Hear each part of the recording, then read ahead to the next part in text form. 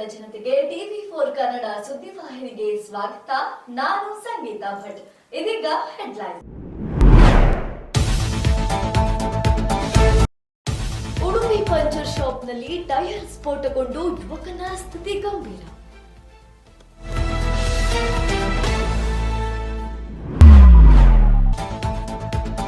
ದರ್ಶನ್ ಅಭಿಮಾನಿಗಳಿಗೆ good news, devil ಚಿತ್ರೀಕರಣ ಆರಂಭ.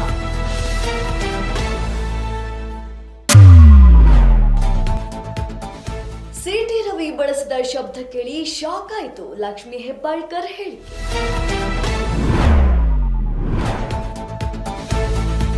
ಕ್ರಿಸ್ಮಸ್ ಆಚರಣೆ ಹಿನ್ನೆಲೆ ಮಹಿಳೆಯರ ಸುರಕ್ಷತೆಗೆ ಒತ್ತು.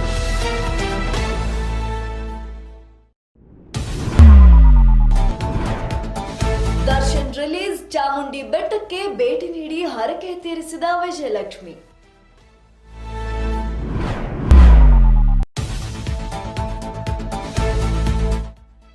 ಶಿವಣ್ಣನಿಗಾಗಿ ದೇವರ ಮೊರೆ ಹೋದ ಅಣ್ಣ.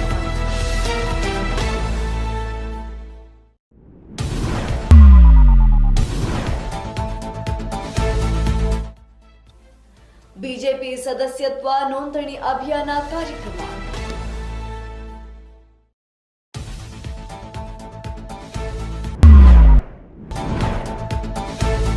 ಬಾರುಗಳನ್ನ ಮಧ್ಯರಾತ್ರಿ 2 ಗಂಟೆಯವರೆಗೆ ತೆರೆಯಲು ಅವಕಾಶ. ಇಲ್ಲೊಬ್ಬ ಹುಡುಗ ಟೈರ್ ಪಂಚರ್ ಹಾಕುತ್ತಿದ್ದ ವೇಳೆ ಬಸ್ಸಿನ ಟೈರ್ ಬ್ಲಾಸ್ಟ್ ಆಗಿ ಹಾರಿ ಬಿದ್ದು ಗಾಯಗೊಂಡಿರುವಂತಹ ಘಟನೆ ಉಡುಪಿಯಲ್ಲಿ ನಡೆದಿದೆ. ಈ ಸಂಬಂಧ ಈ ವಿಡಿಯೋ ಸಾಮಾಜಿಕ ಜಾಲತಾಣದಲ್ಲಿ ಸಖತ್ ವೈರಲ್ ಆಗ್ತಾ ಇದೆ. ಟೈರ್ಗೆ ಗಾಳಿ ತುಂಬಿಸುವ ಸಮಯದಲ್ಲಿ ಟೈರ್ ಪಂಪರ್ ಶಾಪ್ ಒಂದರಲ್ಲಿ ಟೈರ್ ಸ್ಫೋಟಗೊಂಡ ಪರಿಣಾಮ ಯುವಕ ಗಂಭೀರವಾಗಿ ಗಾಯಗೊಂಡ ಘಟನೆ ನಿನ್ನೆ ಕೋಟೇಶ್ವರದಲ್ಲಿ ಸಂಭವಿಸಿದೆ. ಘಟನೆಯ ವಿಡಿಯೋ ಅಂಗಡಿಯ ಸಿಸಿಟಿವಿಯಲ್ಲಿ ಸೆರೆಯಾಗಿದೆ. ಗಾಯಗೊಂಡ ಯುವಕರನ್ನ ಅಬ್ದುಲ್ ರಜೀದ್ 19 ವರ್ಷ ಎಂದು ಗುರುತಿಸಲಾಗಿದೆ. ಬಸ್ನ ಟೈರ್ಗೆ ಗಾಳಿ ತುಂಬುತ್ತಿದ್ದಾಗ ಟೈರ್ ಸಿಡಿದು ಸ್ಫೋಟಗೊಂಡಿದೆ. ವಿಡಿಯೋದಲ್ಲಿ ಟೈರ್ ಸ್ಫೋಟಗೊಂಡ ರಭಸಕ್ಕೆ ಯುವಕ ಹಾರಿ ಬಿದ್ದಿರುವುದನ್ನು ನಾವು ಕಾಣಬಹುದಾಗಿದೆ.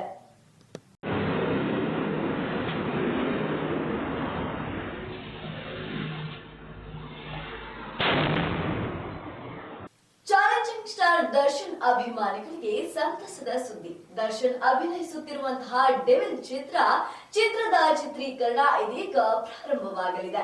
ಎಲ್ಲವೂ ಸರಿಯಾಗಿ ಇರುತ್ತಿದ್ದರೆ ಈ ತಿಂಗಳಿನಲ್ಲಿ ಡೆವಿಲ್ ಚಿತ್ರ ತೆರೆಗೆ ಬರುತ್ತಿತ್ತು.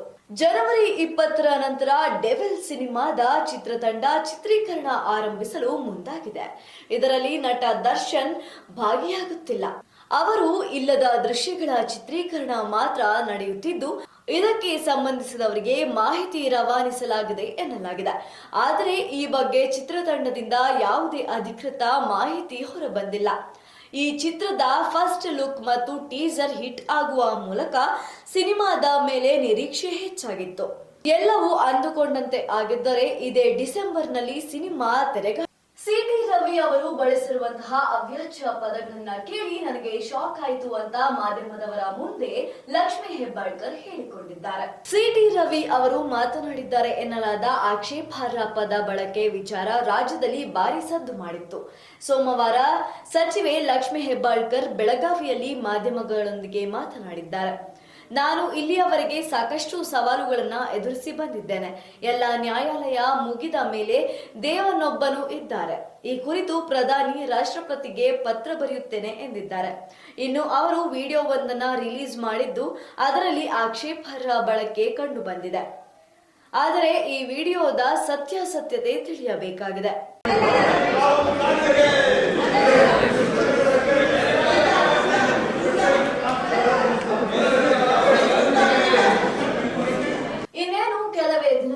ಕ್ರಿಸ್ಮಸ್ ಹಬ್ಬ ಹಾಗೂ ನ್ಯೂ ಇಯರ್ ಆಚರಣೆ ಪ್ರಾರಂಭವಾಗುತ್ತದೆ. ಆದ ಕಾರಣ ಮಹಿಳೆಯರ ಭದ್ರತೆಗೆ ಹೆಚ್ಚಾಗಿ ಒತ್ತು ನೀಡಿ ಅಂತ ಗೃಹ ಸಚಿವ ಪರಮೇಶ್ವರ್ ಹೇಳಿಕೆಯೊಂದನ್ನು ನೀಡಿದ್ದಾರೆ. ಕ್ರಿಸ್ಮಸ್ ಆಚರಣೆ ಹಿನ್ನೆಲೆಯಲ್ಲಿ ಗುಪ್ತ ದಳ ಇಲಾಖೆಯೊಂದಿಗೆ ನಿರಂತರವಾಗಿ ಸಂಪರ್ಕದಲ್ಲಿರಬೇಕು. ಮಹಿಳಾ ಸುರಕ್ಷತೆಗೆ ಹೆಚ್ಚಿನ ಒತ್ತು ನೀಡಬೇಕು. ಸಣ್ಣ ಪುಟ್ಟ ಅನಾಹುತಗಳು ಸಂಭವಿಸದಂತೆ ಎಚ್ಚರಿಕೆ ವಹಿಸಬೇಕಾಗಿದೆ. ಹೊಸ ವರ್ಷ ಆಚರಿಸುವವರಿಗೆ ಅಡಚಣೆ ಮಾಡುವುದು ಬೇಡ. ಅವರಿಗೆ ಸುರಕ್ಷತೆ ನೀಡಬೇಕು.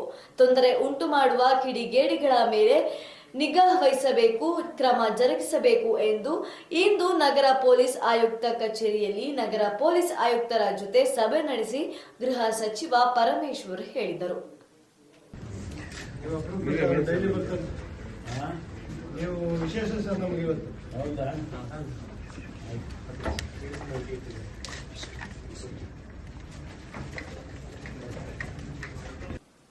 ಮತ್ತಷ್ಟು ರೋಚಕ ಸುದ್ದಿಗಳನ್ನ ವೀಕ್ಷಿಸೋಣ ಸಣ್ಣದೊಂದು ವಿರಾಮದ ನಂತರ.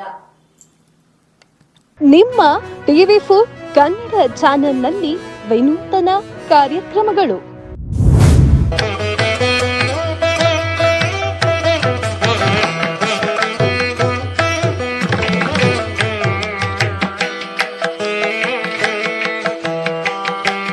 ನಿಮ್ಮ ದೇವಸ್ಥಾನದ ಬಗ್ಗೆ ಸಂಪೂರ್ಣ ಮಾಹಿತಿ ನೀಡುವ ಕಾರ್ಯಕ್ರಮ ದೇಗುಲ ಮಹಿಮೆ.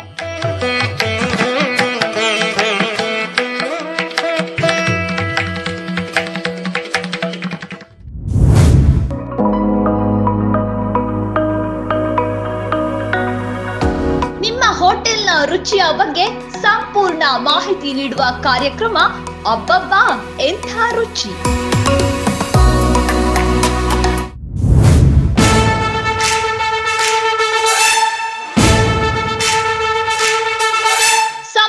ಸೇವಕರ ಬಗ್ಗೆ ಜನತೆಗೆ ತಿಳಿಸುವ ಕಾರ್ಯಕ್ರಮ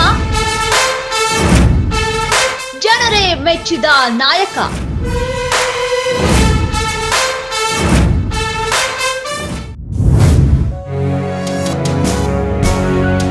ಕನ್ನಡ ಚಲನಚಿತ್ರಗಳ ಬಗ್ಗೆ ಸಂಪೂರ್ಣ ಮಾಹಿತಿ ನೀಡುವ ಕಾರ್ಯಕ್ರಮ ಫಿಲ್ಮಿ ಚಿಟ್ ಚಾಟ್.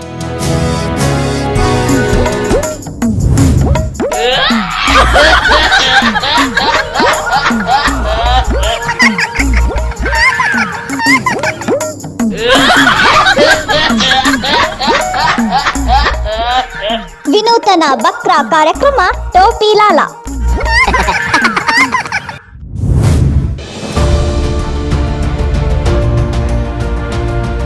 ನೇರ ಜನರ ಮಾತು TV4 ಕನ್ನಡ ಚಾನೆಲ್ನೊಂದಿಗೆ ವಿಶೇಷ ಕಾರ್ಯಕ್ರಮ ಪಬ್ಲಿಕ್ ರೌಂಡ್ ಅಪ್.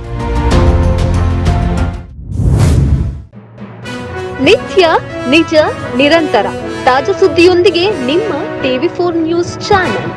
ವಿರಾಮದ ನಂತರ TV4 ಕನ್ನಡ ಸುದ್ದಿವಾಹಿನಿಗೆ ಮತ್ತೆ ಸ್ವಾಗತ. ರೇಣುಕಾಸ್ವಾಮಿ ಕೊಲೆ ಪ್ರಕರಣದಲ್ಲಿ ಅಂಧರಾಗಿದ್ದಂತಹ ನಟ ದರ್ಶನ್ ಈಗ ಬಿಡುಗಡೆಯಾಗಿದ್ದಾರೆ.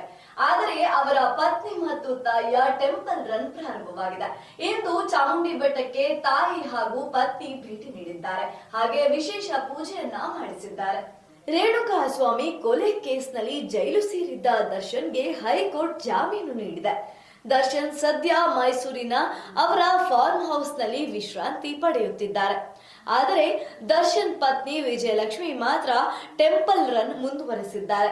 ಇಂದು ಮೈಸೂರಿನ ಚಾಮುಂಡಿ ಬೆಟ್ಟಕ್ಕೆ ಭೇಟಿ ನೀಡಿ ಹರಕೆಯನ್ನ ತೀರಿಸಿದ್ದಾರೆ. ದರ್ಶನ್ ಪತ್ನಿ ವಿಜಯಲಕ್ಷ್ಮಿ, ದರ್ಶನ್ ತಾಯಿ ಮೀನಾ ತೂಗುದೀಪ ಹಾಗೂ ಸಹೋದರ ದಿನಕರ್ ನಾಡ ದೇವತೆಗೆ ವಿಶೇಷ ಪೂಜೆ ಸಲ್ಲಿಸಿದರು.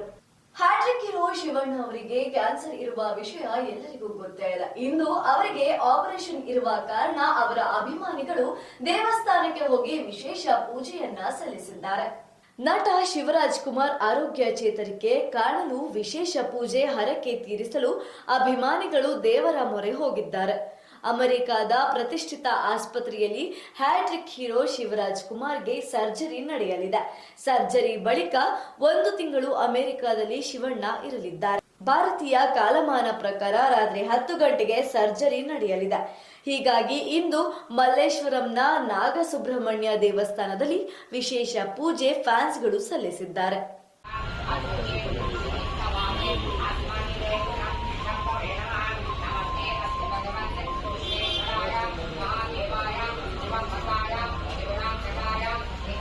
ಬಿಜೆಪಿ ಸದಸ್ಯತ್ವ ನೋಂದಣಿ ಅಭಿಯಾನ ಕಾರ್ಯಕ್ರಮ ಇಂದಿನಿಂದ ಪ್ರಾರಂಭವಾಗಿದೆ.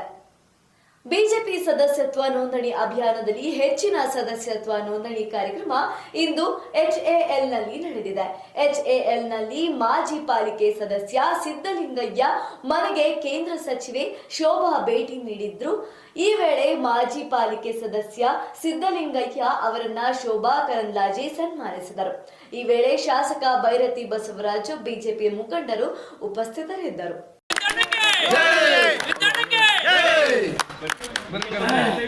ನಮ್ಮ ಅಣ್ಣ ಚೆನ್ನಾಗಿ ಮೆಂಬರ್ಶಿಪ್ ಮಾಡಿಸಿದ್ದಾರೆ, ಅದಕ್ಕಾಗಿ ಅವರಿಗೆ ಧನ್ಯವಾದ ಹೇಳಕ್ಕೆ ಬಂದಿದ್ದೀವಿ.